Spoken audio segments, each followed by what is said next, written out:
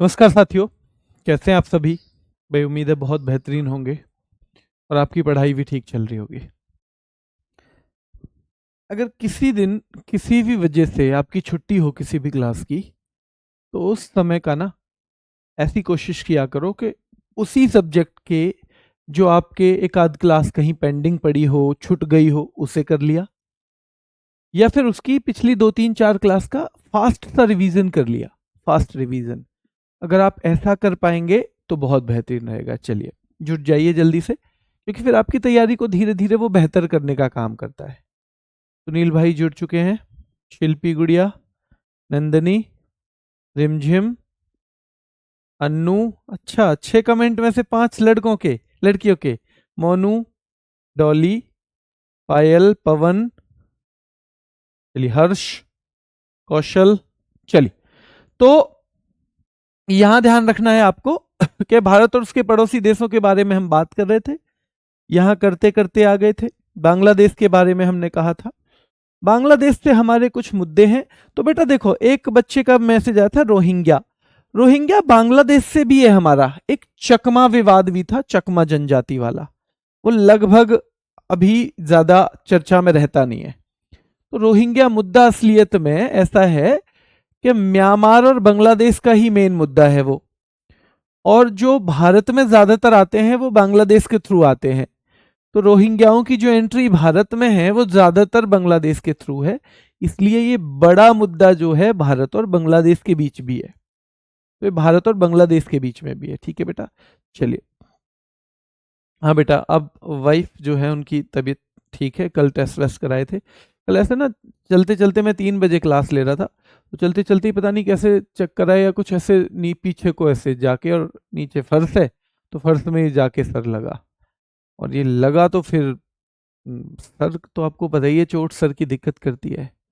तो फिर बहुत तबीयत खराब हो गई थी। फिर डॉक्टर के लेके गए तो डॉक्टर को भी लगा, इसलिए उन्होंने एमआरआई और एक और एमआरआई जैसा ही टेस्ट लिखे। 2 टेस्ट कराए उसके बाद। तो जो दिक्कत थी उन्होंने कहा ठीक है, एडमिट करने की जरूरत नहीं है, दवा दे दी है 15 दिन की। इसलिए फिर मैं कल आपकी क्लास नहीं ले पाया था।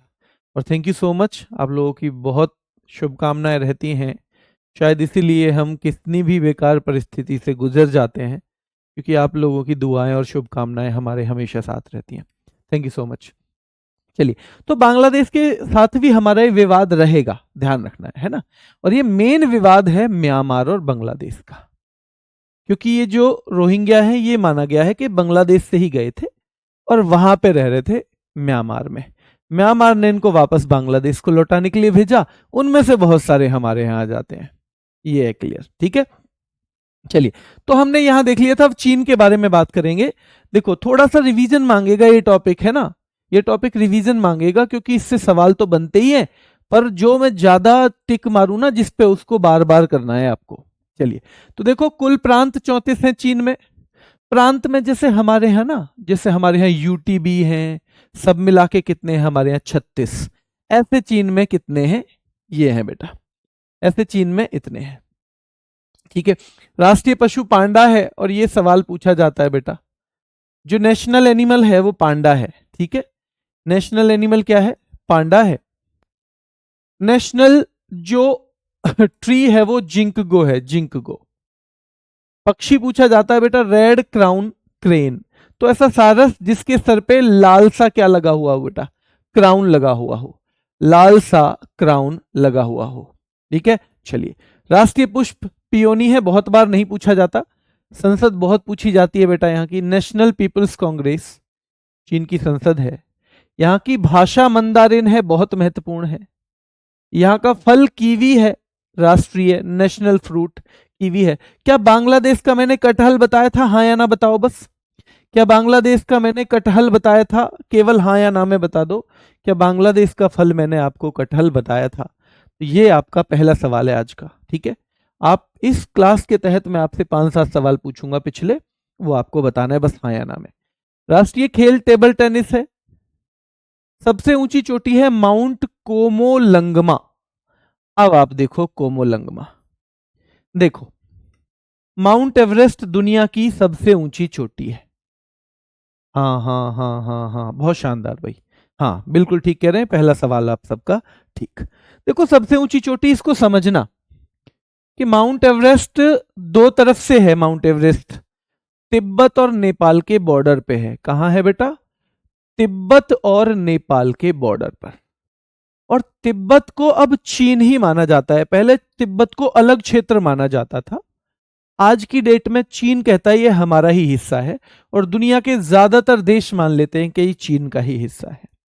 तो ध्यान रखना कि उसे नेपाल में हम कह देते हैं सागर माथा, और दुनिया उसे जानती है माउंट एवरेस्ट के नाम से, और चीन उसको कह देता है, या तिब्बत उसे कह देता है माउंट कोमोलंगमा।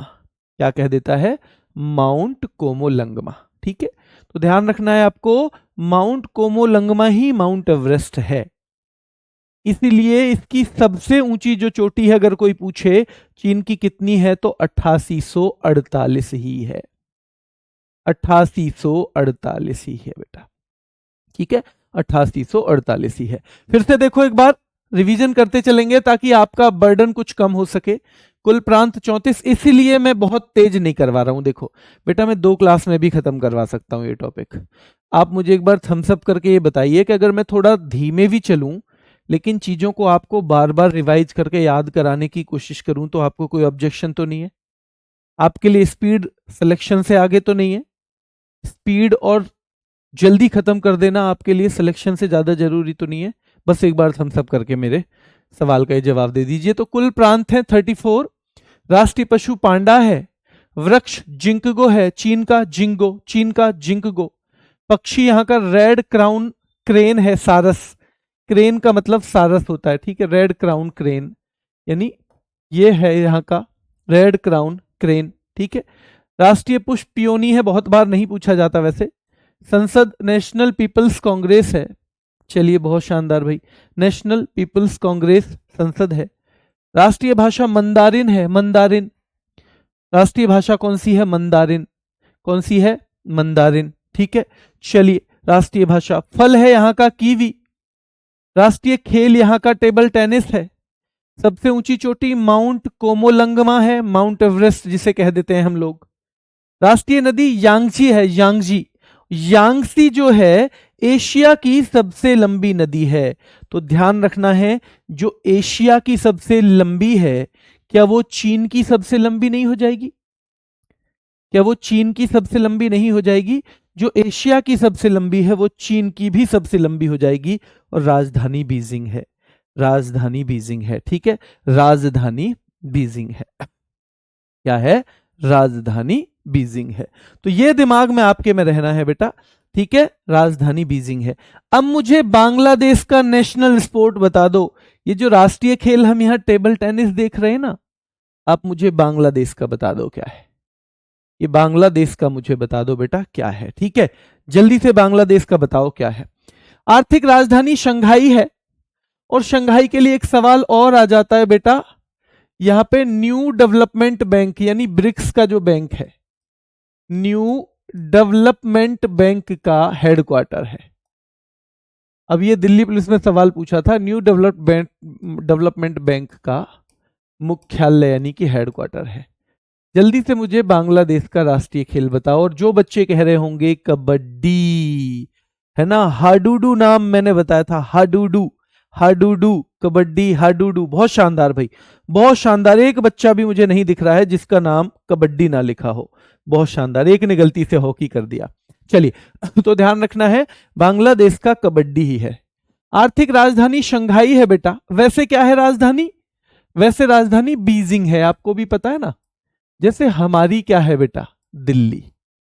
और हमारी आर्थिक हो जाती है मुंबई। ठीक है, हमारी दिल्ली है लेकिन हमारी आर्थिक कौन सी हो जाती है? ठीक है, आर्थिक हो जाती है हमारी मुंबई।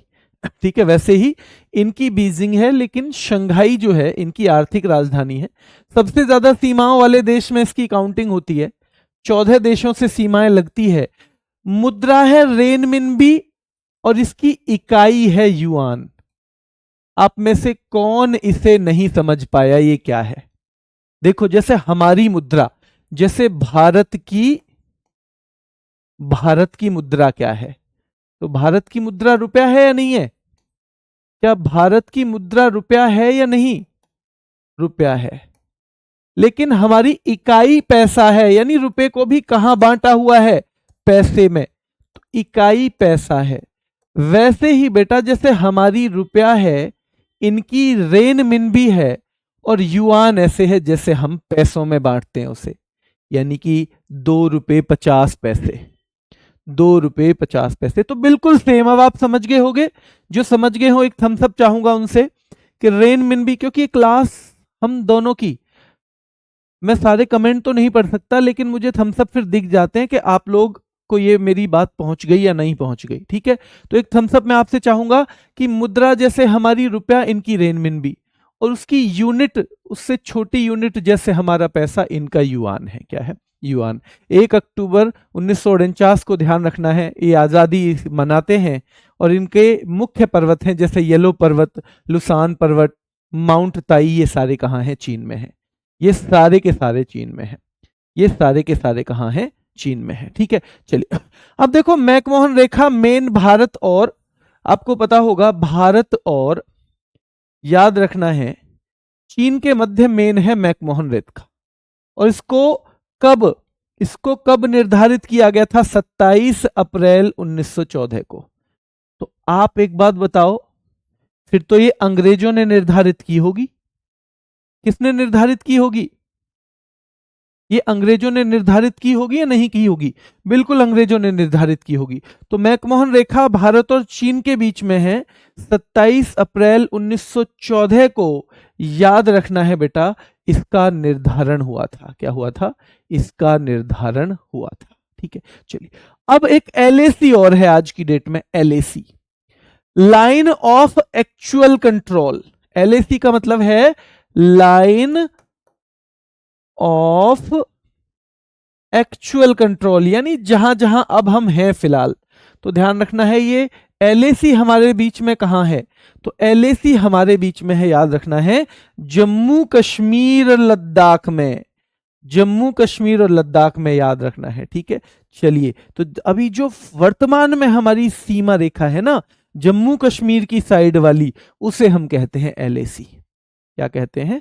एलएसी उसे हम कहते हैं। आप बताइए हाँ या ना में, क्या भारत और बांग्लादेश के बीच में रेड क्लिफ रेखा है? 14 किन देशों के साथ सीमा साझा करता है? बेटा ये आपको इसमें पढ़ने की जरूरत नहीं है, अगर आपको ज्योग्राफी में पढ़ना है तो पढ़िए, लेकिन 14 देशों के नाम इधर आपसे इस वाले सेगमेंट में तो नहीं पूछेगा।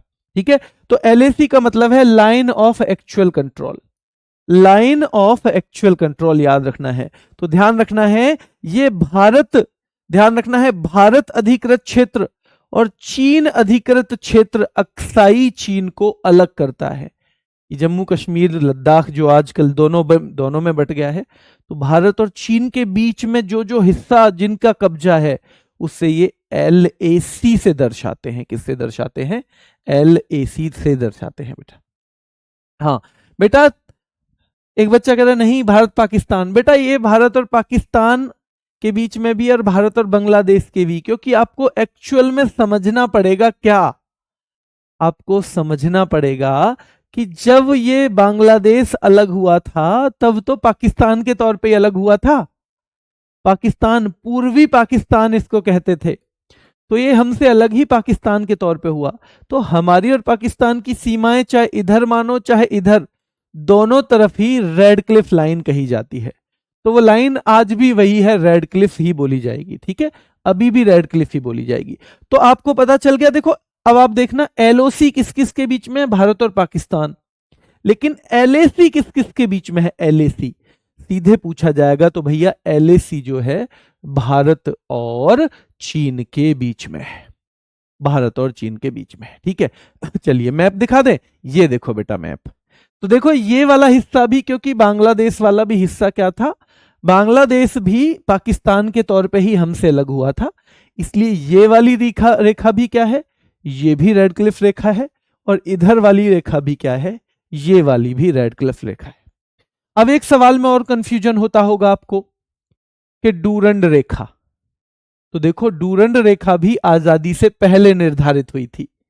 तो आजादी से पहले जो निर्धारित हुई थी वो भारत और अफगानिस्तान के बीच, क्योंकि तब भारत यहां तक था। जब डूरंड रेखा बनी तो भारत यहां तक है, क्योंकि ये पाकिस्तान जो आज है ये सारा हिस्सा भी तब क्या था, भारत ही बोला जाता था। अंग्रेज हम पे राज करते थे, तो इसलिए डूरंड रेखा भारत और अफगानिस्तान के बीच। अब वर्तमान में क्या हो गई, भारत और पाकिस्तान के बीच, भारत और पाकिस्तान। लेकिन अभी भी जो छोटा सा भी हिस्सा लगेगा ना वो भी डूरंड ही बोला जाएगा। तो भारत और अफगानिस्तान के बीच में अभी भी डूरंड रेखा ही है। जो छोटा हिस्सा हमारा लगता है, लगना चाहिए ना 106 किलोमीटर का, तो ये भी डूरंड रेखा ही है, क्योंकि पूरी की पूरी डूरंड रेखा है, पूरी की पूरी। ध्यान रखना है। पर यह बात अलग है, आज की डेट में हमारा इस पे कब्जा नहीं है, पाकिस्तान का ही कब्जा है, मेन बात यह है। पर अभी भी हमारी रेखा डूरंड ही बोली जाएगी, क्योंकि हम जितने भी क्षेत्र में लग रहे हैं हमने कोई नया नाम नहीं दिया इसको।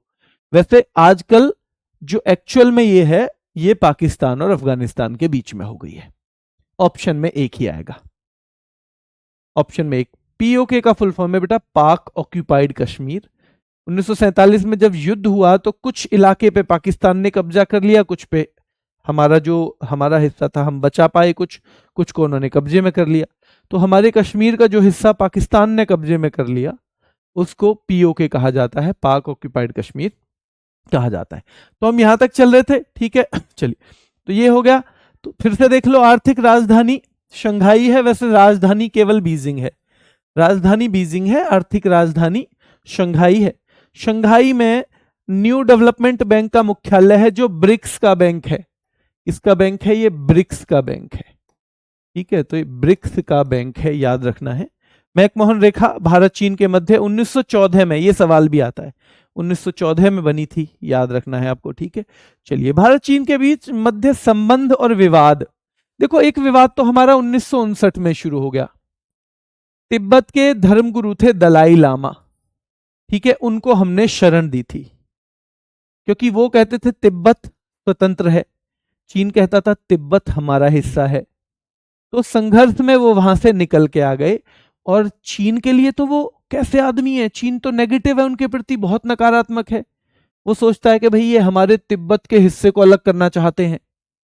इसीलिए चीन उनको मानता है, भैया हम ही तो मानते हैं धर्मगुरु, चीन नहीं मानता उनको धर्मगुरु।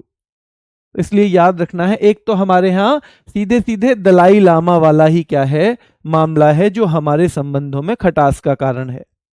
दूसरा फिर याद रखना है, हाँ 1989 में ये दूसरा सवाल बन जाता है कि इनको, दलाई लामा को नोबेल भी मिला है। फिर हमारे बीच हो गया 1962 का युद्ध, तो ये भी महत्वपूर्ण है हमारे संबंधों में, है ना। फिर 2017 में डोकलाम विवाद हो गया। डोकलाम आपको पता है भूटान का एक क्षेत्र है डोकलाम, चीन उस पर कब्जा करना चाहता था। लेकिन अगर चीन कोई उस पर कब्जा कर लेता है, ये है भूटान, तो मान लो ये डोकलाम है, चीन इस पे कब्जा कर ले, तो हमारा ये हिस्सा जो यहां तक चीन आ जाएगा, मतलब ये वाला छोटा सा ही तो हिस्सा है हमारा, इसे हम चिकन नॉक कहते हैं, ठीक है, चिकन नॉक, ठीक है। तो इस पे तो भैया फिर चीन की पहुंच हो जाती, इसलिए हमने सेना अड़ा दी वहां पे कि भैया यहां तो आपका बेस नहीं बनने देंगे, यहां तक तो आपको नहीं आने देंगे। तो ध्यान रखना है, डोकलाम के बारे में हमें पता होना चाहिए कि डोकलाम विवाद भारत और किस किस के बीच में है, चीन के बीच में है। और फिर गलवान 2020 में, और पेंगोंग लेक, एक लेक है, एक झील है पेंगोंग नाम की, जिसका 1/3 हिस्सा भारत में है, 2/3 चीन में है, ठीक है। इसी पे भी एक विवाद हुआ है। तो हमारे मेन विवाद हैं, आपसे पूछा जाएगा इनमें से डोकलाम विवाद किस किस के बीच में है, भारत और चीन। गलवान विवाद किस किस के बीच में है, भारत और चीन। पेंगोंग लेक विवाद किस किस के बीच में है, भारत और चीन। भारत चीन का युद्ध कब हुआ, 1962 में हुआ, ठीक है। हमने शरण कब दी दलाई लामा को, 1959 में दी। ये सारे के सारे फैक्ट आपको पता होने चाहिए, ये सारे के सारे फैक्ट पता होने चाहिए, ठीक है। तो ये मुख्य है, इनको तो रटने की जरूरत नहीं है, 2 बार पढ़ोगे आपको आइडिया हो जाएगा, ठीक है। ये थोड़ा साल भी याद करें तो इसका 2017 याद कर लेना, इसका 2020 याद कर लेना। गलवान वाला। ठीक है, दो तीन और है। भारत ने हाल ही में किस देश के साथ पहली बार दक्षिण चीन सागर में अभ्यास किया है सेना का? देखो, दक्षिण चीन सागर एक ऐसा सागर है जिसपे चीन कहता है कि ये सारा हमारा है, और बाकी के देश कहते हैं तुम्हारा कैसे हो जाएगा भैया, सबका है ये। तो सब देश उसमें आते जाते रहते हैं ताकि चीन ये ना कह दे कल को कि भैया ये तो हमारा है। सब देश उसमें आते जाते रहे, युद्ध अभ्यास भी होता है। तो क्योंकि वो विवादित है, चीन तो उसे सारे को अपना बताता है, दक्षिण चीन सागर को। तो हमने पहली बार बेटा फिलीपींस के साथ, फिलीपींस का भी उसमें क्या रहता है, फिलीपींस का भी हिस्सा है, क्योंकि फिलीपींस कहता है भैया ये हमारा भी है। तो ध्यान रखना है, सीधे सीधे सवाल आएगा कि भारत ने हाल ही में पहली बार दक्षिण चीन सागर में संयुक्त नौसैनिक अभ्यास किस देश के साथ किया है? यह देश महत्वपूर्ण है। तो हमने फिलीपींस के साथ क्या किया है? संयुक्त नौसैनिक अभ्यास।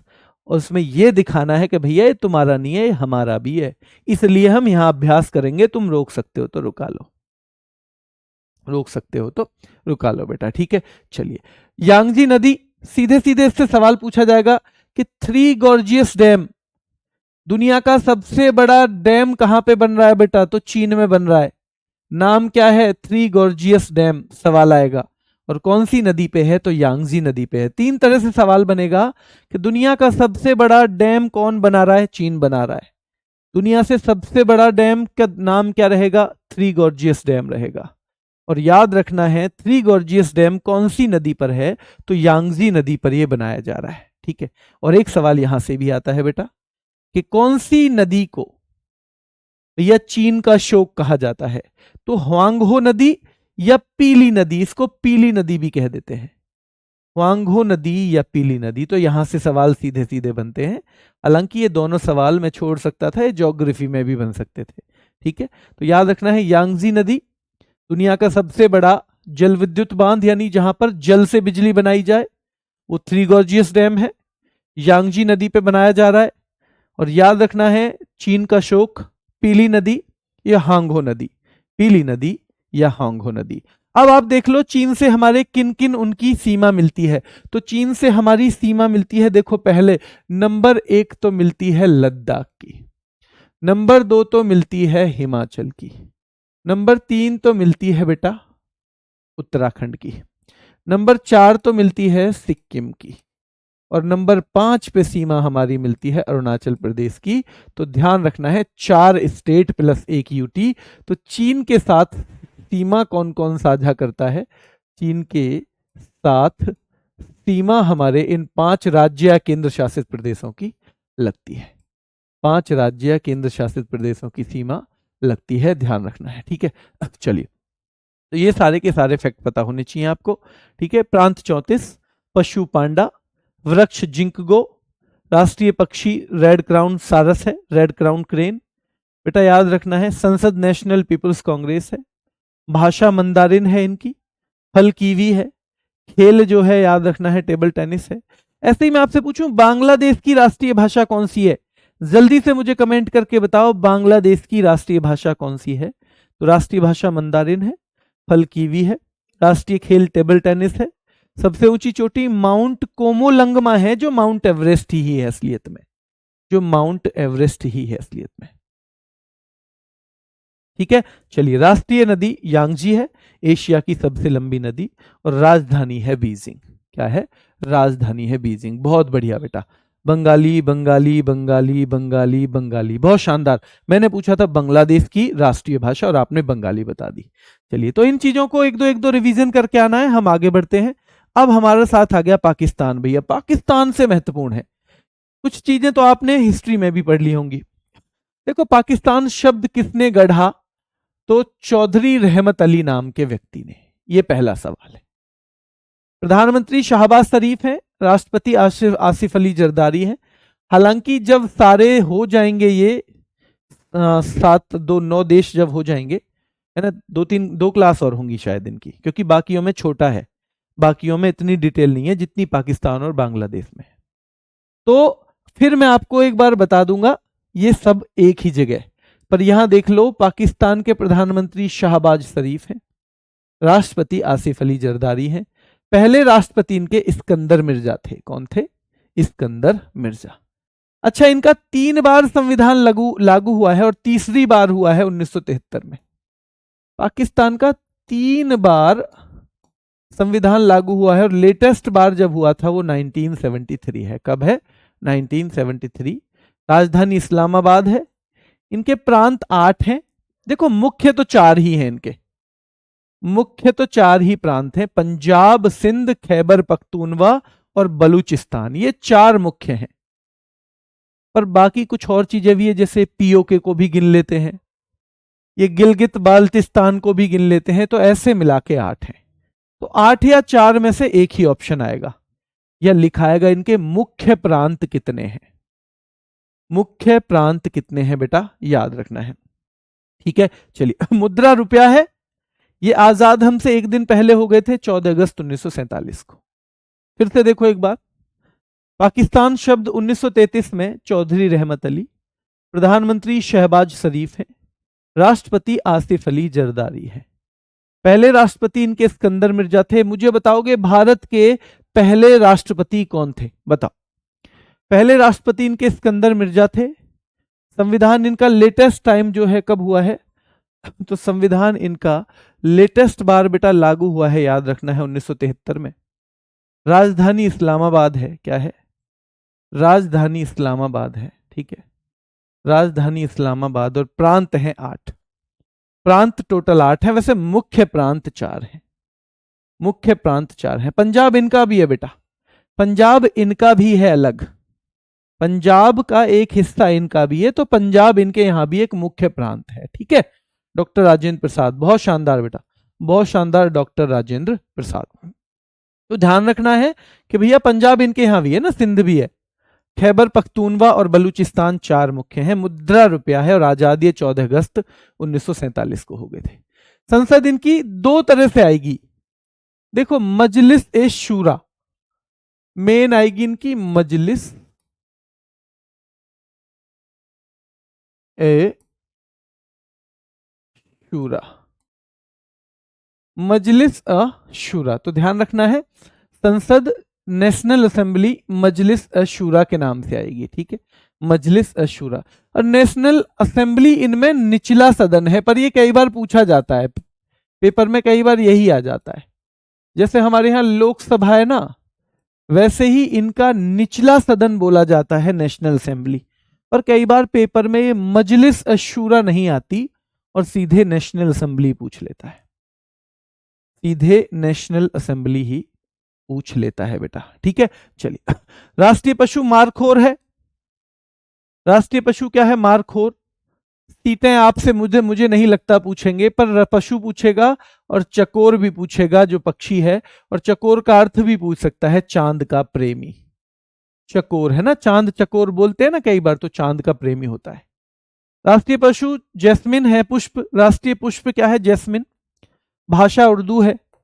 जैसे हमने चीन की क्या देखी थी? चीन की भाषा मंदारिन देखी थी क्या? मंदारिन। ठीक है, और बंगाल की क्या देखी थी? तो आपको पता है, बांग्लादेश की, सॉरी, बांग्लादेश की देखी थी बंगाली। चीन की है मंदारिन। ठीक है, मंदारिन। खेल इनका राष्ट्रीय है मैदानी हॉकी। जैसे चीन का क्या देखा था हमने, यहां रिपीट करने की कोशिश करो चीन का। जैसे मैंने कबड्डी बता दिया था बांग्लादेश का, कबड्डी मैंने बता दिया था बांग्लादेश का। ठीक है, चलिए। तो वैसे ही चीन का था टेबल टेनिस, लेकिन इनका तो हॉकी है। राष्ट्रीय फल आम है। पाकिस्तान का राष्ट्रीय फल क्या है बेटा? आम। वृक्ष देवदार है। सबसे बड़ा शहर है कराची। सबसे बड़ा शहर कौन सा है? कराची। और इनकी पहली पीएम थी बेनजीर भुट्टो, जो किसी भी मुस्लिम देश की पहली पीएम थी। दुनिया में किसी भी मुस्लिम देश में पहली पीएम जब बनी तो बेनजीर भुट्टो बनी। कौन बनी? बेनजीर भुट्टो। ठीक है, टेबल टेनिस, बहुत शानदार बेटा, टेबल टेनिस है ना। तो टेबल टेनिस याद रखना है, चीन का है टेबल टेनिस। फिर से देख लो, संसद इनकी मजलिस ए शूरा। पहले इसको प्रेफरेंस देना है, यही आएगा पेपर में या फिर ये आ जाता है। हालांकि ये है, इसके दो सदन होते हैं, एक तो नेशनल असेंबली और एक सीनेट, जैसे हमारे यहाँ राज्यसभा और लोकसभा है, होता ऐसे है, पर ये पूछ लेता है या ये पूछ लेता है। ठीक है, राष्ट्रीय पशु मारखोर है, पक्षी चकोर है, राष्ट्रीय पशु मारखोर है। जैसे पांडा था क्या चीन का पशु? क्या चीन का पशु पांडा था? क्या पक्षी रेड क्राउन सारस था? रेड क्राउन सारस, रेड क्राउन सारस। तो ध्यान रखना है, उसी तरह से इन दोनों को भी हमें दिमाग में रखना है। ठीक है, राष्ट्रीय पक्षी इनका चकोर है, पुष्प इनका जैस्मिन है, अगर हम पाकिस्तान वालों की बात करें भैया जैस्मिन। राष्ट्रीय भाषा उर्दू है, खेल मैदानी हॉकी है, फल आम है, राष्ट्रीय वृक्ष देवदार का है, वृक्ष देवदार का है। और बेटा सबसे बड़ा जो शहर है, सबसे बड़ा जो शहर है वो याद रखना है, कराची है। सबसे बड़ा जो शहर है कराची है। क्या है? सबसे बड़ा शहर कराची है। ठीक है, अच्छा बांग्लादेश में भी आम कुछ था, देखो क्या था बांग्लादेश में आम, याद करने की कोशिश करो बांग्लादेश में आम क्या था। तो देखो बांग्लादेश में जो आम है वो क्या है? राष्ट्रीय वृक्ष है, वृक्ष। जैसे पाकिस्तान का क्या है? पाकिस्तान का क्या है बेटा? जैसे पाकिस्तान का क्या है? पाकिस्तान का राष्ट्रीय वृक्ष देवदार है, देवदार। वैसे इनका है आम। यहां फल है कटहल और पाकिस्तान में है आम। फल जो है पाकिस्तान का क्या है? आम है बेटा। ठीक है, आम है, याद रखना है, वृक्ष देवदार है। शहर कराची पूछ लेता है, बेनजीर भुट्टो पूछ लेता है। और सीधे याद रखना है बेटा, डॉटर ऑफ द ईस्ट पुस्तक का नाम है, बुक। बेनजीर भुट्टो ने एक बुक लिखी और ये बड़ी फेमस बुक है, डॉटर ऑफ द ईस्ट, जिसे हम डॉटर ऑफ द डेस्टिनी नाम से भी पूछ लेता है। ठीक है, सबसे लंबी नदी इनकी पाकिस्तान की सिंधु है, और पूछा जाएगा पाकिस्तान की जीवन रेखा इसे कहा जाता है, पाकिस्तान की, ठीक है, जीवन रेखा कहा जाता है। राष्ट्रीय गान कौमी तराना है, जो हाफिज जलंधरी ने लिखा है। राष्ट्रगान क्या है? हाफिज जलंधरी ने लिखा है बेटा, कौमी तराना। सर्वोच्च चोटी है तिरचमीर। सीधे सवाल आएगा, सर्वोच्च चोटी पाकिस्तान की है तिरचमीर, और इनकी सीमा 3 ही देशों से लगती है पाकिस्तान की, ईरान, अफगानिस्तान और भारत से। ईरान, अफगानिस्तान और भारत से। देखो ये इधर पीछे को ईरान मिल जाएगा, यहां अफगानिस्तान मिल गया है ना, और ये इधर भारत मिल गया। तो 3 ही देशों से सीमा ये करता है। इधर ईरान आ जाएगा नीचे को, यहां अफगानिस्तान है, और इधर जो है भारत है।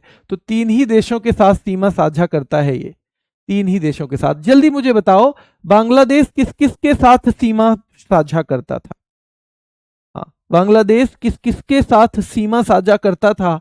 क्या केवल म्यांमार और भारत के साथ? हाँ या ना में बता दो बस। क्या केवल म्यांमार और भारत के साथ बांग्लादेश सीमा साझा कर रहा था? हाँ या ना में। और सीमा रेखा इनकी 3 देशों से मिलती है। ठीक है बेटा, चलिए। और एक चीज और, क्या पाकिस्तान को नहरों का देश कहा जाता है? नहरों का देश, क्योंकि नहरों का तो जाल बिछा पड़ा है यहाँ पे, नहरों का जाल बिछा पड़ा है बेटा। ठीक है, नहरों का जाल बिछा पड़ा है पाकिस्तान। ठीक है, नहरों का जाल बिछा पड़ा है पाकिस्तान। हाँ बिल्कुल सही बात है बेटा, yes yes yes yes yes, हाँ ठीक है, बहुत शानदार। भारत पाकिस्तान की सीमा तो देखो रेड क्लिफ, ये भारत और पाकिस्तान के बीच में है, रेड क्लिफ। और एलओसी जो है, एलओसी खास तौर पे जम्मू और लद्दाख में, क्योंकि यहां पे लाइन ऑफ कंट्रोल बोलते हैं इसको, लाइन ऑफ कंट्रोल। यानी जब लड़ाई हुई तो दोनों देशों के बीच कुछ ना कुछ ध्यान रखना है बेटा, कुछ हिस्सा जो है इधर रह गया, कुछ पाकिस्तान की तरफ चला गया। ठीक है, तो इसको सीज फायर लाइन भी कहते हैं, क्योंकि जब युद्ध बंद हुआ ना, जब युद्ध बंद हुआ, देखो यहां लड़ाई हुई तो कुछ हिस्सा इसमें से किसके हिस्से में चला गया, मतलब किसने कब्जा लिया? वो पाकिस्तान ने कब्जा लिया। तो जब युद्ध बंद हुआ तो उस टाइम पे ये हो गया कि भाई जो जिसके कंट्रोल में फिलहाल उतना ही रखो। तो लाइन ऑफ कंट्रोल का मतलब ये है कि सीमा तो है ये, लेकिन मान लो किसी ने थोड़ा ये पाकिस्तान ने कब्जा लिया, कंट्रोल में ले लिया, तो अभी जो भी कंट्रोल में है जिसके में फिलहाल वहीं रुक जाते हैं। ये है लाइन ऑफ कंट्रोल। तो इसलिए लाइन ऑफ कंट्रोल केवल इन देशों में है, सॉरी इन इसमें है, राज्यों में। केवल इन राज्यों में, लद्दाख और जम्मू कश्मीर में, यहां वाली सीमा पे कहीं भी कंट्रोल वाली बात नहीं है। कंट्रोल वाली बात केवल और केवल कहां पे है बेटा, वो जम्मू कश्मीर की और लद्दाख की बात चल रही है। ठीक है, जम्मू कश्मीर और लद्दाख की। तो ये नियंत्रण रेखा हमारी बोली जाती है जम्मू कश्मीर और लद्दाख में। दोनों ओर दोनों देशों के सैनिक रहते हैं, सीज फायर लाइन भी कहते हैं, क्योंकि जहां युद्ध बंद हुआ वही वाली लाइन है ये। ठीक है, वही वाली लाइन है। और 1947 में पाकिस्तान ने जो बेटा आक्रमण किया था कश्मीर पे और बड़ा भूभाग उसका कब्जा लिया था, उसे क्या बोलते हैं, उसे बोलते हैं हम क्या, पीओके, पाक ऑक्यूपाइड कश्मीर। डैम होता है बेटा बांध, डैम बांध होता है ना, बांध ज्योग्राफी में आपने पढ़ा होगा। अब सीधे सवाल आ सकता है, जो पीओके है उसकी राजधानी इन्होंने क्या बनाई है, मुजफ्फराबाद। पाकिस्तान ऑक्यूपाइड कश्मीर, पीओके का मतलब है पाकिस्तान ऑक्यूपाइड कश्मीर, पाक अधिकृत कश्मीर, जो पाक के अधिकार में है, ध्यान रखना है। और पीओके में विश्व की दूसरी सबसे बड़ी चोटी है, जिसे हम K2 या गॉडविन ऑस्टिन बोलते हैं। तो भारत की सबसे ऊंची यही है, पर भारत के कब्जे में आज की डेट में नहीं है। इसलिए अगर सवाल वैसे घुमा के पूछता है तो फिर हम इसे नहीं बता पाते। असलियत में ये भारत के ही हिस्से में है, लेकिन पाकिस्तान ने कब्जा रखी है। तो आज की डेट में भारत के अधिकार में नहीं है ये, तो भारत के अंदर नहीं है। तो अगर भारत की पूछे तो सबसे बड़ी सबसे ऊंची चोटी यही है, K2 गॉडविन ऑस्टिन कहते हैं जिसे, 8611 मीटर की ऊंचाई है इसकी। पर अगर पूछे कि भैया भारत के अंदर या भारत के जो अधिकार में हो ऐसी सबसे ऊंची, फिर हम इसे नहीं बता पाते। LAC बेटा लाइन ऑफ एक्चुअल कंट्रोल, मैंने बताया था। डूरन रेखा पाकिस्तान और अफगानिस्तान के बीच, पर ये बनी थी उस टाइम पे, तो ये पाकिस्तान अफगानिस्तान नहीं है, तो भारत अफगानिस्तान कर देना। कभी पाकिस्तान और अफगानिस्तान ना आए तो आप उसे करके ही ना आओ, तो पाकिस्तान अफगानिस्तान नहीं है तो भारत अफगानिस्तान कर देना। इनमें से एक ऑप्शन आपको जरूर मिलेगा, क्योंकि जब ये डूरन लाइन खींची थी उस टाइम पे पाकिस्तान बना ही नहीं था, सन 1900 से भी पहले खिंच गई थी ये, शायद 1893 मुझे याद आ रहा है। ठीक है, तो ध्यान रखना है, दोनों देशों के सैनिक तैनात रहते हैं। ये LOC है, अंतरराष्ट्रीय मान्यता प्राप्त नहीं है, सीज फायर लाइन कहते हैं इसे। ठीक है, 1947 में पाकिस्तान ने जो कश्मीर पर आक्रमण कर दिया था, वो गलत तरीके से बड़ा भूमि का टुकड़ा ले लिया था, उसे क्या कहते हैं, पीओके कहते हैं। पीओके की इन्होंने राजधानी भी बना दी है मुजफ्फराबाद। और ध्यान रखना है, पीओके में विश्व की दूसरी सबसे ऊंची चोटी है K2, जिसे हम गॉडविन ऑस्टिन भी कहते हैं, जो 8611 मीटर ऊंचाई की है। और डूरन रेखा हमने देख लिया। सिंधु जल समझौते से आ सकते हैं बेटा, तो भारत के प्रधानमंत्री नेहरू, ये भी पूछेगा सिंधु जल समझौता किस किस के बीच में साइन हुआ था। तो देखो, पाकिस्तान के राष्ट्रपति थे अयूब खान और भारत के प्रधानमंत्री थे नेहरू जी, उन दोनों के बीच ये समझौता हुआ। और 19 सितंबर 1960, इसकी डेट बहुत महत्वपूर्ण रहेगी कि भैया सिंधु समझौता, क्योंकि आजकल ये समझौता गड़बड़ में ही चल रहा है, तो इसलिए ये बहुत महत्वपूर्ण है। 19 सितंबर 1960 को सिंधु ना इंडस वाटर ट्रीटी हुई थी, इंडस वाटर ट्रीटी, सिंधु। ठीक है, इंडस वाटर ट्रीटी कब हुई थी, तो ये हुई थी कब, 19 सितंबर 1960 को। और याद रखना है कराची शहर में। और किसकी मदद से, तो वर्ल्ड बैंक इसमें मध्यस्थ था, याद रखना है। सीधे सवाल ये भी आता है कौन था इसमें, तो वर्ल्ड बैंक इसमें मध्यस्थ था, यानी वर्ल्ड बैंक ने बिचौलिए की इसमें भूमिका निभाई थी, बिचौलिए की भूमिका निभाई थी। चलिए, आरुषि बेटा नहीं लिख पाओगे ऐसे, नहीं नहीं नहीं, यहां नहीं लिखना है बेटा, मैं बार बार मना कर रहा हूं, यहां नहीं लिखना है, इसमें लिखना ही नहीं है, इसमें चीजों को समझना है। आपको मैंने बताया है कि यहां पढ़ के जाओ और PDF से बहुत जल्दी जल्दी नोट्स बना लो, तो आपका एक रिवीजन भी हो जाएगा, दो काम हो जाएंगे वहां। आपको अलग से रिवीजन नहीं करना, रिवीजन भी हो जाएगा। ठीक है, और ये भी बन जाएंगे। क्लास के साथ तो नोट्स नहीं बना पाओगे आप, क्लास के साथ नोट्स नहीं बन पाएंगे, वो मेरी रिक्वेस्ट है आपसे, मैंने आपके भले के लिए कहा है, रिक्वेस्ट है आपसे, आप प्लीज वो मत करिए। ठीक है, ठीक है। तो भारत के प्रधानमंत्री नेहरू जी और पाकिस्तान के राष्ट्रपति अयूब खान के बीच 19 सितंबर 1960 वर्ल्ड बैंक की मदद से कराची शहर में, जो पाकिस्तान का सबसे बड़ा शहर है, तो इसमें पूर्वी नदियां, देखो ये मान लो भारत है, तो जो पूर्वी नदियां हैं, पूर्वी जो पूरब की ओर है, पूरब तो इधर है, तो जो इधर की तरफ 3 नदियां हैं उनका 100% पानी भारत का, और जो पश्चिम की तरफ 3 नदियां हैं उनका 80% जो पानी है वो रहेगा पाकिस्तान का, 20 हमारा। तो ध्यान रखना है, जो पूर्व की नदियां हैं व्यास, रावी और सतलुज, वीआरएस, क्या बोलेंगे, वीआरएस, इसको कर दो वीआरएस, है ना, एक रिटायरमेंट होता है, वॉलेंटरी रिटायरमेंट स्कीम, तो वीआरएस की बात करेंगे तो Beas, Ravi, Sutlej, V R S, ठीक है। तो वीआरएस ईस्ट की तरफ जो है, ध्यान रखना है, ईस्ट की तरफ जो है 3 नदियां, इनका 100% पानी भारत यूज करेगा, ठीक है, 100% पानी क्या करेगा, भारत, ठीक है, चलिए। और पश्चिम की तरफ जो है, तो यहां पे ध्यान रखना है इन 3 नदियों का 80%, इन्हीं का पूछा जाता है वैसे, 80% पानी इनका पाकिस्तान यूज करेगा, जो पश्चिम की तरफ नदियां हैं, ठीक है, पाकिस्तान, और 20% भारत। हालांकि भारत ने पिछले आतंकवादी हमलों को देखते हुए ये क्या किया है, बोल दिया है कि हम सारा ही पानी यूज करेंगे, हम नहीं दे रहे आपको कुछ भी। तो फिलहाल तो ये सस्पेंडेड चल रही है, फिलहाल ये सस्पेंडेड चल रही है, ठीक है, चलिए, फिलहाल ये सस्पेंडेड चल रही है। हाँ, तो ध्यान रखना है, भारत के प्रधानमंत्री नेहरू जी तथा पाकिस्तान के राष्ट्रपति अयूब खान के बीच हुआ। पूर्व की नदियां हमारी तरफ रहेंगी, पश्चिम की नदियों का पानी जो बटा है वो ऐसे बटा है, 80% पानी पाकिस्तान को, 20% पानी भारत इससे लेगा। 4 युद्ध हुए मेनली, एक तो 1947 में ही हो गया था कश्मीर युद्ध, ठीक है। फिर संयुक्त राष्ट्र ने हस्तक्षेप किया, उन्होंने कहा यार लड़ो मत, पर एक गड़बड़ रहेगी कि जहां हमारी सेनाएं थी वहीं उन्होंने हटवा दिया, यानी वो जैसी की तैसी स्थिति छोड़ दी, जिसकी वजह से बहुत सारा हिस्सा भी हमारे किसमें है, पाकिस्तान के कब्जे में है, और इसी की वजह से एलओसी भी बनी है, लाइन ऑफ कंट्रोल इसी की वजह से बनी है। 1965 में बेटा पाकिस्तान ने कश्मीर में घुसपैठ के लिए ऑपरेशन जिब्राल्टर चला दिया, तो याद रखना है, इसके बाद हमने मुंहतोड़ जवाब दिया, और फिर उसके बाद हुआ था ताशकंद समझौता, जिस समझौते के बाद लाल बहादुर शास्त्री जी की मृत्यु हो गई थी।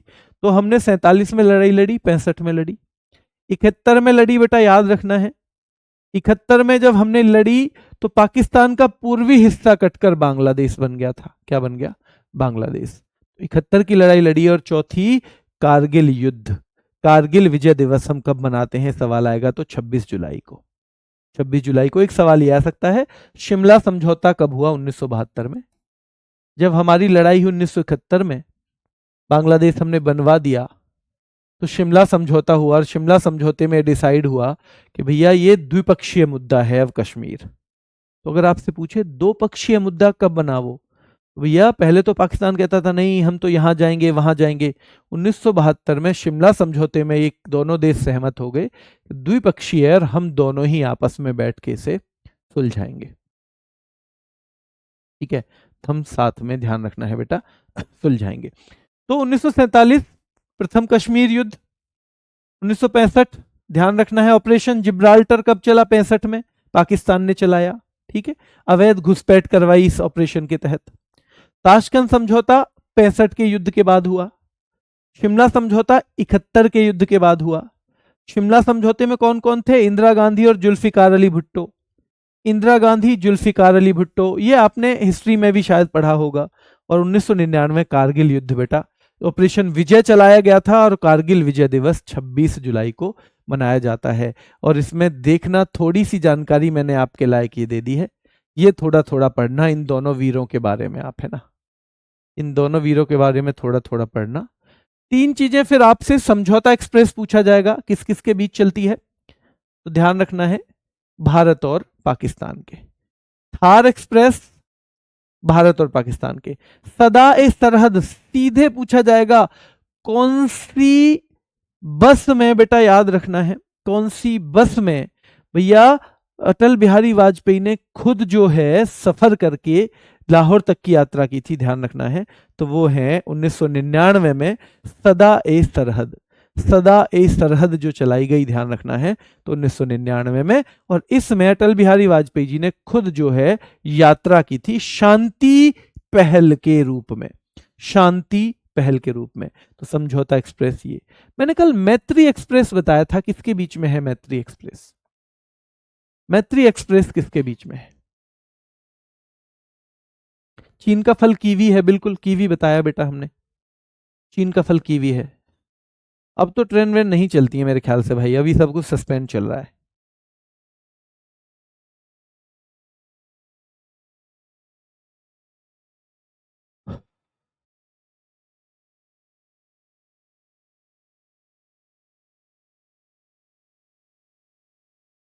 आज इतना ही रखें? ठीक है, इतना ही रख लेंगे फिर, लेकिन 2 क्लास और हो जाएंगी इसकी। नेपाल ये है, म्यांमार ये है, भूटान ये है, अफगानिस्तान ये है, श्रीलंका ये है, मालदीव ये है। फिर बेटा 2 क्लास और हो जाएंगी कम से कम, मैं तो यहीं छोड़ दूंगा, यहीं छोड़ दें आज। मैत्री, हाँ बांग्लादेश के बीच में ना मैत्री भी चली थी, मिताली भी चली थी, है ना? हाँ शानदार, बहुत बढ़िया। चलिए, तो इसको कर देते हैं एक बार, है थोड़ा सा फाइनल कर देते हैं। तो ये हो गया, ये हमें यहां पे देखना है। हमने देख ही लिया था, पाकिस्तान के साथ पहले ही दिन देख लिया था कौन कौन से राज्य मिलते हैं। गुजरात मिलता है, सीमा राजस्थान, पंजाब, जम्मू कश्मीर और लद्दाख, ये 5 जो है सीमाएं मिलती हैं। ठीक है, 5 सीमाएं मिलती हैं। चलिए, तो 2-2,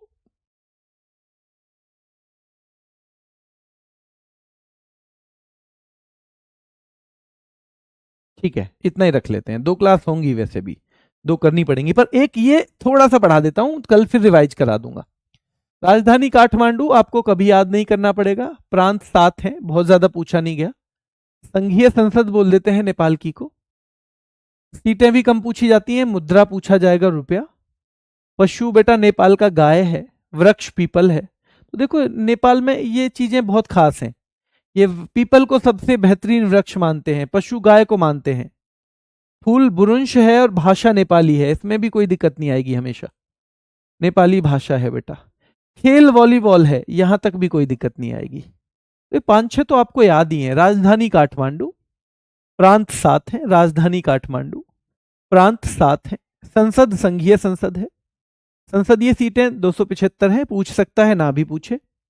मुद्रा रुपया है, पशु गाय है, वृक्ष पीपल है, फूल बुरुंश का है, बुरुंश का, बुरुंश नाम का फूल है बेटा नेपाल का, भाषा नेपाली चलती है यहां पे, और खेल वॉलीबॉल है। ध्यान रखना है 23 मई 2017 से वॉलीबॉल है, 23 मई 2017 से ध्यान रखना है वॉलीबॉल है। उससे पहले दांडी बियो हुआ करता था, दांडी बियो अभी का ही पूछेगा वैसे आपसे। पहली संविधान सभा का गठन 2008 में हुआ था, और इनका लेटेस्ट जो संविधान लागू हुआ है वो 2015 में हुआ। डेट शायद आपसे ना पूछे, 15 पूछ लेगा। तो ध्यान रखना है, राष्ट्रीय पक्षी इनका डेनफे या हिमालयन मोनल बोला जाता है। ठीक है, नेपाली भाषा सिक्किम में भी बोली जाती है, यह भी महत्वपूर्ण है। भारत के कौन से राज्य में मुख्यतः नेपाली ही बोली जाती है? तो ध्यान रखना है, ये बेटा याद रखना है, सिक्किम में भी बोली जाती है। ये कहाँ की नदियां हैं? तो कोसी पूछे, गंडक पूछे, घाघरा पूछे, कर्णाली पूछे, ये सब वहीं से आती हैं। फिर ये भारत में भी आ रही है ना, ये भारत में भी तो आ रही है, लेकिन ये नेपाल से ही चलती हैं। विश्व का बहुत महत्वपूर्ण फैक्ट है, एकमात्र देश जिसका राष्ट्रीय ध्वज आयताकार नहीं है, तिकोना सा है, देखो आयताकार नहीं है ध्वज, ये है ध्वज, तो आयताकार नहीं है ना, आयताकार तो ऐसे होता, ठीक है, रेक्टेंगुलर नहीं है, तो एकमात्र है जहां का रेक्टेंगुलर नहीं है। प्रधानमंत्री देखो वहां पे कोई पीएम नहीं है फिलहाल, सुशीला कार्की को अंतरिम बनाया हुआ है, या कार्यवाहक यानी एक्टिंग प्राइम मिनिस्टर, जो केवल काम करने के लिए बनाई हुई है, काम करने के लिए, ध्यान रखना है, केवल काम करने के लिए बनाई हुई है ना? क्यों? क्योंकि वहां पे आपको पता है बांग्लादेश की तरह वहां पे भी सरकार में गड़बड़ चल रही है कुछ, तो इसलिए सुशीला कार्की, जो वहां की सुप्रीम कोर्ट की पहली चीफ जस्टिस भी हैं, सुशीला कार्की वहां के सुप्रीम कोर्ट की पहली चीफ जस्टिस भी हैं। ये फैक्ट हमें पूछ लिया जाएगा, ठीक है। चलिए, राष्ट्रपति रामचंद्र पौडेल हैं। रामचंद्र पौडेल, एक बार में नहीं, रट जाएगा धीरे धीरे। नेपाल ब्रिटेन की संधि 1923 में हुई। यहां से आपका सवाल हिस्ट्री का बने तो बने, यहां का नहीं बनेगा, बस मैंने एक आइडिया के लिए लिख दिया है। और एक प्रथा है हमारी कि नेपाल जो है हमारे जनरल को अपने यहां के जनरल की रैंक देता है। मतलब भारत का जो जनरल है सेना का, नेपाल उसे अपने यहां जनरल की रैंक देता है, ऑनरेरी। मानक मतलब मानद, मतलब असलियत में जनरल नहीं बनाते, पर सम्मान के तौर पे कि जी हम आप हमारे यहाँ के भी जनरल हो। और यही सम्मान हम नेपाल के जनरल को भी देते हैं। तो ये खास चीज हम दोनों के बारे में, खास चीज ध्यान रखना है बेटा, हम दोनों के बारे में है, याद रखना है, ठीक है। चलिए, तो पहले दांडी बीओ, अब तो इसे निपटा ही दो। चलो, पहली संविधान सभा का गठन 2008 में हुआ, ये पूछे ना पूछे। नवीनतम 2015 में लागू हुआ है। राष्ट्रीय पक्षी हिमालयन मोनल ज्यादा पूछा जाता है बेटा, ठीक है। जो नेपाली भाषा सिक्किम में भी बोली जाती है। नदी कोसी भी यहाँ की है, गंडक भी है, घाघरा या कर्णाली, घाघरा या कर्णाली, हमारे यहाँ घाघरा बोल देते हैं, वैसे एक कर्णाली है, ठीक है। एकमात्र देश जिसका राष्ट्रीय ध्वज आयताकार नहीं है, नेपाल है। प्रधानमंत्री वहां अंतरिम है, अभी कोई भी फुल टाइम प्राइम मिनिस्टर नहीं है, तो सुशीला कार्की हैं। राष्ट्रपति रामचंद्र पौडेल हैं। और याद रखना है बेटा, मानद जनरल की रैंक, और बाद में भारत भी उनके जनरल को इसी सम्मान से सम्मानित करता है, ध्यान रखना है। पंचेश्वर बहुउद्देशीय परियोजना किस किस के बीच में है, सीधे पूछा जाएगा, तो बेटा भारत और नेपाल के बीच में है। पंचेश्वर बहुउद्देशीय परियोजना, बहुउद्देशीय का मतलब है कुछ ऐसी परियोजनाएं नदियों पे बनती हैं, जैसे पानी के लिए, पानी पिलाने के लिए, भैया पानी चाहिए, बिजली बनाने के लिए। अब बेटा करते हैं खत्म इसे, अब ये लास्ट ही स्लाइड है, कर लेते हैं खत्म, है ना, फिर कल अगले देश से ही चल देंगे। एक बार रिपीट करवा दूंगा लास्ट में, चिंता मत करो। ये फैक्ट आपको याद ही होगा, माउंट एवरेस्ट 8848.86 मीटर, और ये भी याद होगा कि नेपाल में से सागर माथा कहते हैं, माउंट एवरेस्ट को ही नेपाल में सागर माथा कहते हैं। ये फैक्ट आपने 10 बार पढ़ लिया होगा अब तक कि माउंट एवरेस्ट पर पहली बार चढ़ाई किसने की थी, एडमंड हिलेरी और तेंजिंग नोर्गे नाम के व्यक्तियों ने की थी, 29 मई 1953। और 5वीं क्लास के बाद हम ये पढ़ना शुरू कर देते हैं।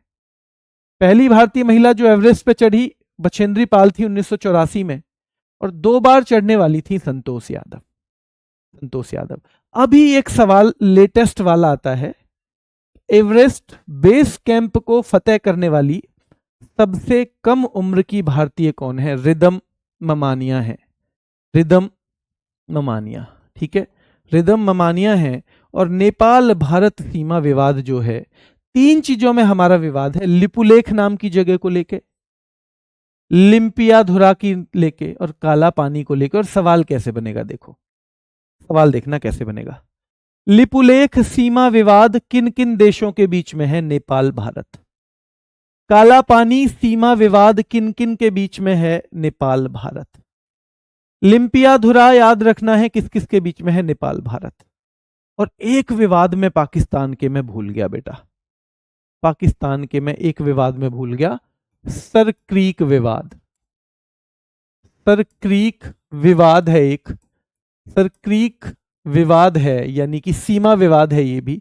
ये किस किस के बीच में है, आप बस इतना समझ लीजिए, ये भारत और पाकिस्तान के बीच में है, ठीक है, भारत और पाकिस्तान के बीच में, भारत और पाकिस्तान के बीच में।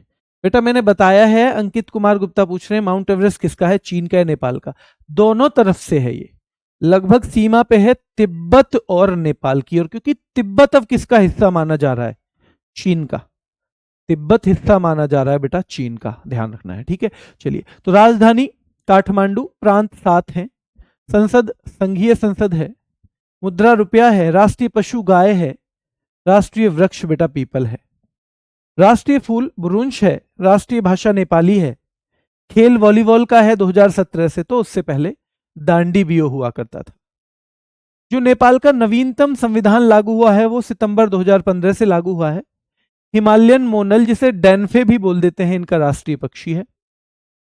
बेटा हमारे किस राज्य में नेपाली बोली जाती है? सिक्किम में खास तौर पे बोली जाती है।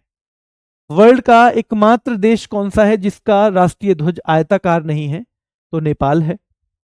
प्रधानमंत्री सुशीलाकार की हैं, लेकिन अंतरिम है, असलियत में ये नहीं है फिलहाल। राष्ट्रपति रामचंद्र पौडेल हैं। और बेटा हम मानद जनरल की रैंक किस देश के जनरल को देते हैं? तो नेपाल के को, और नेपाल बदले में हमें देता है।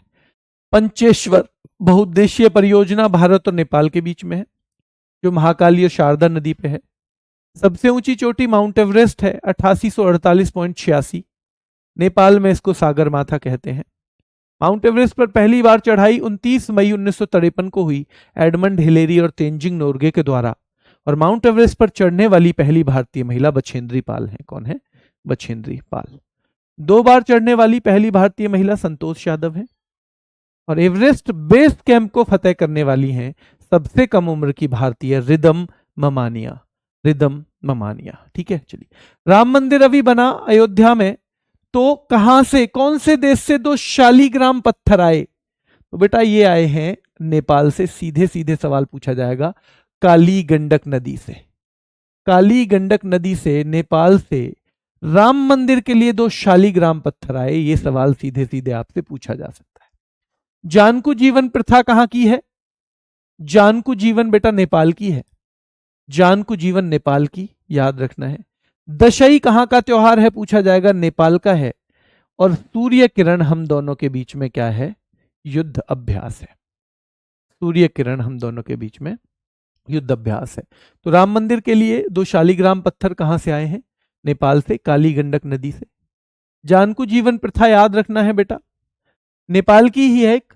नेपाल में जब जीवन में कुछ विशेष उस पे पहुंच जाओगे ना आप, कुछ विशेष उम्र पे, तब उत्सव मनाते हैं, उसी को बोलते हैं जानकू जीवन। जानकू जीवन। दशई त्योहार नेपाल का है। और भारत और नेपाल के बीच जो युद्धाभ्यास है उसे सूर्य किरण का नाम दिया जाता है। उसे सूर्य किरण का नाम दिया जाता है। ध्यान रखना है, सूर्य किरण का नाम दिया जाता है। ठीक है, चलिए। अब एक लास्ट सवाल ये बता दूं, नेपाल से हमारे सीमा कौन कौन साझा करता है? तो नेपाल से देखो, ये उत्तराखंड पहला स्टेट है, उत्तर प्रदेश दूसरा स्टेट है, बिहार तीसरा स्टेट है, पश्चिम बंगाल चौथा स्टेट है, सिक्किम पांचवा स्टेट है। तो ध्यान रखना है, ठीक है। उत्तराखंड, उत्तराखंड शेयर करता है, ठीक है। यूपी शेयर करता है, बिहार बाउंड्री शेयर करता है इसके साथ, वेस्ट बंगाल करता है, और सिक्किम करता है।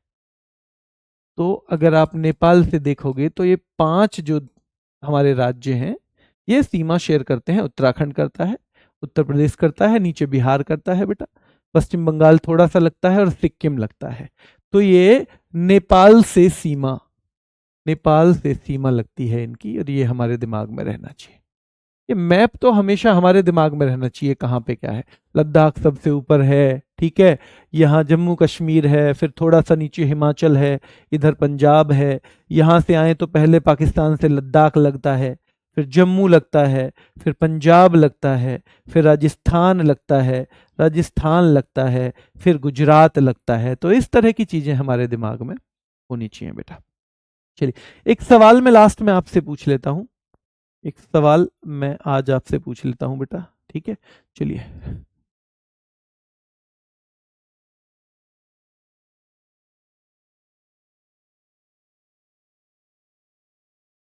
नेपाल की पहली महिला मुख्य न्यायाधीश यानी चीफ जस्टिस, नेपाल की पहली महिला मुख्य न्यायाधीश, ये आप देख लेना, आपको याद है या आप जैसे भी बाद में रिकॉल करने की कोशिश करो।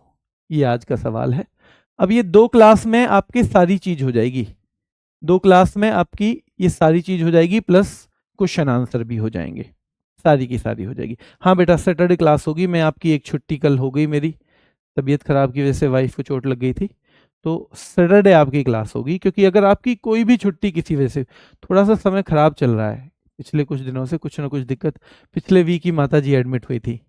हालांकि जब कोई और एडमिट होता है तो वाइफ कर लेती है मैनेज, है ना, पर जब वो खुद परेशान है तो फिर मुझे पिक्चर में आना पड़ता है।